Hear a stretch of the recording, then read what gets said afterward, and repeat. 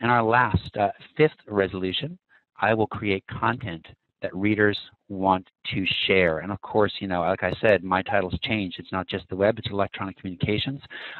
Social media is a big part of what we do these days, and not all of social media happens on the social media site. You've got to start on your website by creating content that people will actually take and share so you can get those kind of network effects with them.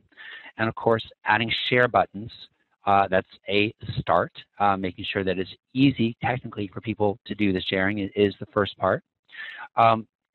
Second thing to think about, and this is again on the technical part, but we're sort of getting into writing here, is to make sure your page has the right metadata. And I don't know how familiar people are with HTML, but there are parts of web pages that are visible to the reader, and there are parts that are just visible to the browser, to the computer. Those parts have to be written as well. For instance, every web page should have a summary on it. It's called a meta description.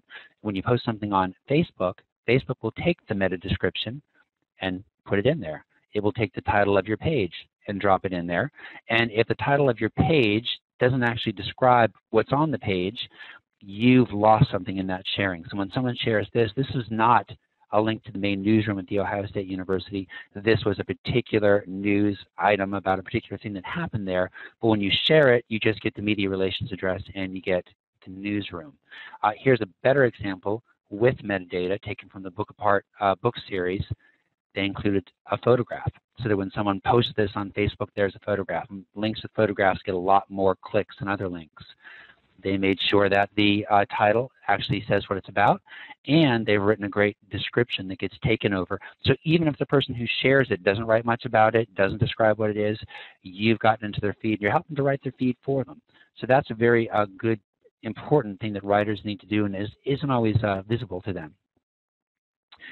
Last, and sort of overall, though, you can have the share buttons, you can have the metadata, but you've got to get content that people actually want to share, which means thinking about it from your reader's perspective. So an item about a new scholarship opportunity at your campus, what is going to make them want to share that?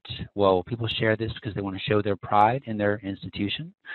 In some cases, people may want to use it to demonstrate their expertise within their professional network. So an item, something on your website about research that's happened at your university may be useful to them to show how much they know. They're trying to show off to their friends.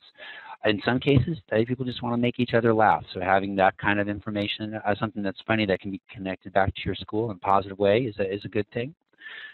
People exchange these links to further their online relationships. So you share something with me, I share something with you.